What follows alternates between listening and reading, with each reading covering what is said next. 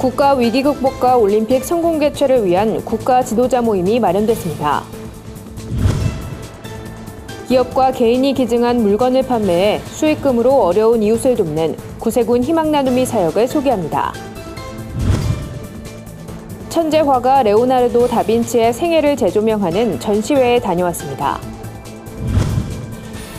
올해로 설립 10주년을 맞은 한국기독교화해중재원이 교회 분쟁의 조정과 화해를 위해 힘쓸 것을 다짐했습니다. 안녕하십니까. 구티비 뉴스입니다. 국가 위기를 극복하고 나아가 평창 동계올림픽의 성공적인 개최를 기원하는 국가 지도자 모임이 마련됐습니다. 참석한 지도자들은 2018년 새해 이 땅에 진정한 평화가 임하도록 힘쓸 것을 다짐했습니다. 홍희연 기자가 보도합니다. 2018년 새해 대한민국의 나아갈 길을 묻는다란 주제로 열린 이날 행사엔 한교총과 미래목회 포럼, 17개 광역시도 기독교연합회 관계자들이 참석했습니다. 또 자유한국당 이채익 의원과 국민의당 조배숙 의원, 바른정당 이해운 의원 등 기독 정치인들도 대거 참석했습니다. 나라를 대표하는 지도자들이 모인 만큼 이날 행사는 평화와 화합을 강조하는 시간으로 진행됐습니다. 화해를 통해서 온 국민 통합을 이루고 위대한 대한민국을 건설하는 그런 역사를 이기를, 올해가 그 역사를 이루는 첫 해가 되기를, 첫 걸음을 뗀 해가 되기를 간절히 소원합니다. 국가적 위기 극복을 위해 노력하자는 목소리도 나왔습니다. 기독 국회의원들은 특별기도 순서에서 반성경적인 행태가 만연한 이 나라에는 하나님의 도움이 절실하다고 호소했습니다. 여호와 하나님께서 동성애를 가정히 여기신다고 발언하면 처벌하는 법, 또 온 세계가 알라의 것이 되게 하겠다는 목표를 이루기 위한 여러 법들이 논의되고 있습니다. 오 하나님, 이 하나님 나라가 뿌리채 흔들릴까 걱정됩니다. 하나님 이 백성을 긍휼히 여겨 주시옵소서. 이날 행사에선 보름 앞으로 다가온 평창 동계올림픽의 성공 개최를 위한 기도회도 함께 진행됐습니다. 참석한 지도자들은 평화를 상징하는 올림픽이 국민 화합의 기틀이 돼야 한다고 호소했습니다. 구티비 뉴스 홍우연입니다. 구세군 하면 빨간 자선 냄비가 가장 먼저 떠오르는데요. 구세군 재활용품 가게 희망나눔이도 벌써 10년째 나눔 사역을 꾸준히 이어오고 있다고 합니다. 기증받은 물품을 판매해 어려운 이웃을 돕는 희망나눔이 가게를 윤인경 기자가 찾아가 봤습니다. 물건을 고르는 사람들의 손이 분주합니다. 매장에 가득 진열된 옷가지를 이리저리 살펴보다가 곧 물건을 집어들고 계산대로 향합니다.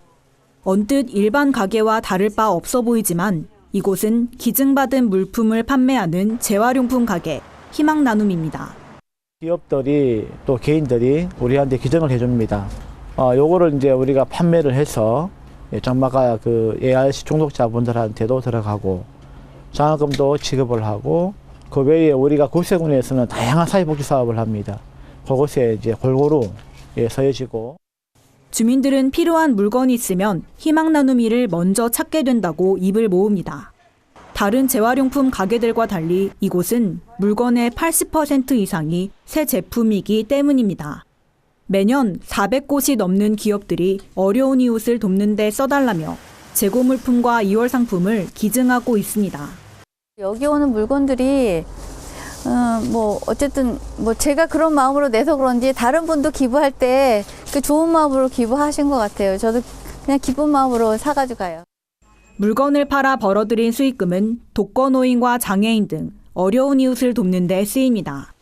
특히 양주에 있는 물류창고에선 재활을 마친 알코올 중독인들을 채용해 이들이 건강한 사회 구성원으로서 살아갈 수 있도록 돕고 있습니다.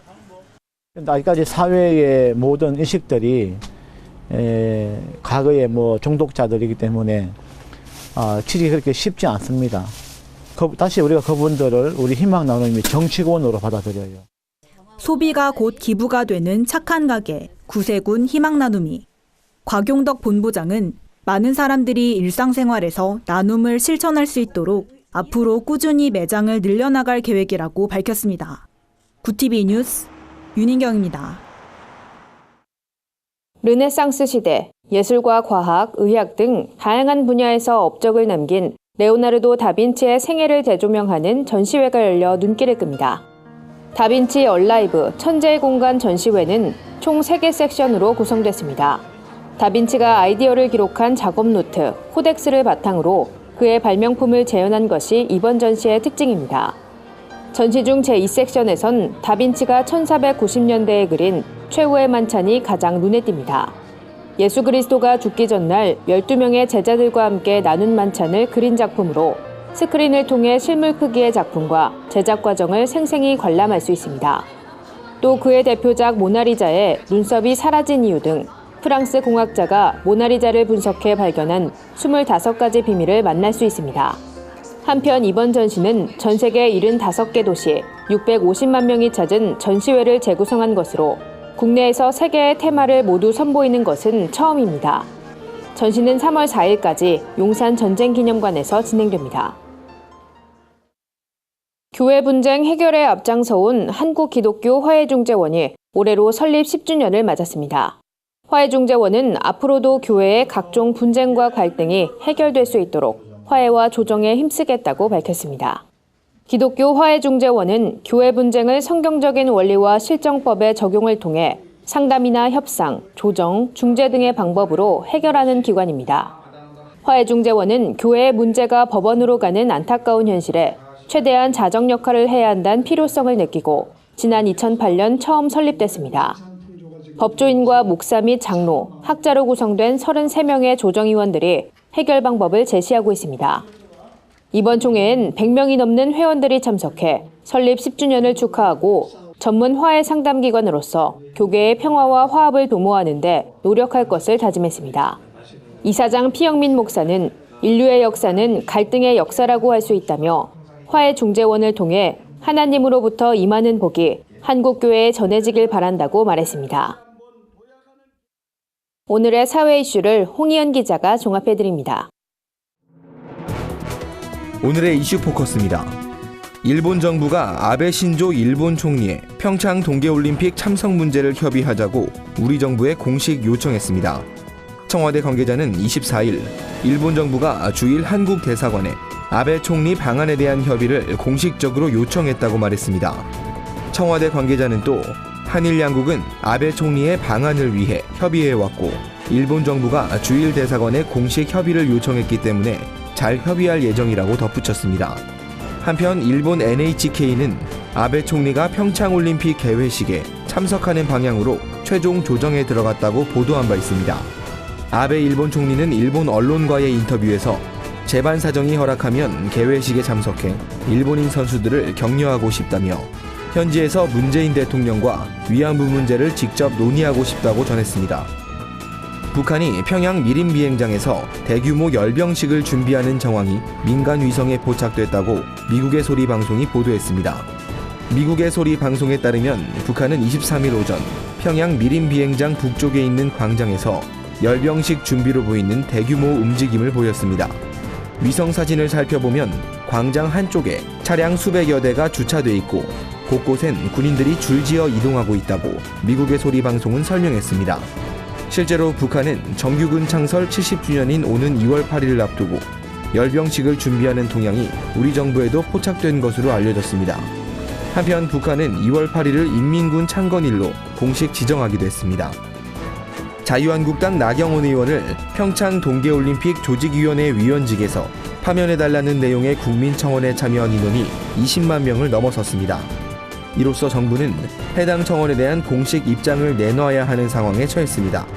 청원자는 그래서 나경원 의원이 평창올림픽이 평양올림픽이 될지도 모른다며 IOC와 IPC에 남북 단일팀 반대 서한을 보내고 한반도기 입장을 반대했다며 이는 국회의원 한 명의 독단적 사고이며 이 같은 이유로 파면 청원을 한 것이라고 말했습니다. 이번 청원에 대한 답변은 청와대 사회수석이나 문화체육관광부 장관이 내놔야 할 것으로 보입니다. 하지만 위원직 박탈 자격은 올림픽 조직위원회에 있어 청와대가 내놓는 답변은 원론 수준에 그칠 전망입니다. 지난해 주요 은행의 전세 대출 규모가 역대 가장 큰 폭으로 증가했습니다. 은행권에 따르면 국내 5대 은행의 전세자금 대출 잔액은 총 45조 6천억 원으로 전년 대비 11조 6천억 원이 늘었습니다. 이는 폭증세를 보였던 2016년 증가액을 뛰어넘은 수치입니다. 가파른 전세대출 증가세는 전세값 상승에 따른 것으로 풀이됩니다. 지난해 12월 기준 서울 지역 평균 전세값은 3억 5천만 원, 아파트는 4억 4천만 원으로 집계됐습니다. 전세값은 3년 전보다 약 30% 이상 올랐습니다. 한편 은행들은 이에 맞춰 스마트폰을 통해 손쉽게 이용할 수 있는 전세자금 대출 서비스를 출시하고 있습니다. 한국카카오은행은 23일부터 보증금의 80% 최대 2억 2,200만 원을 대출해주는 상품을 내놨습니다. 신한은행은 이보다 앞선 지난해 11월 영업점에 방문하지 않아도 모바일로 신청할 수 있는 전세대출 상품을 출시한 바 있습니다.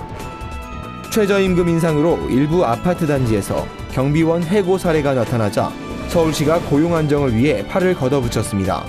서울시는 공무원과 전문가, 입주민 단체 등으로 이뤄진 아파트 경비원 고용 유지 특별 대책반을 발족한다고 밝혔습니다.